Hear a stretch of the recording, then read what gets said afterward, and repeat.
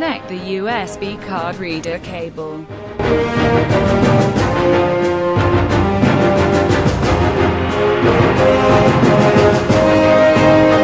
Put the EVO inner board on the fixture in right orientation.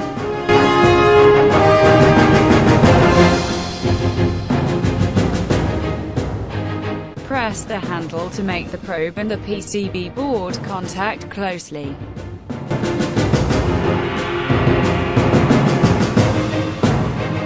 Observe in multi-direction to confirm the probes are contact with the programming points right and closely.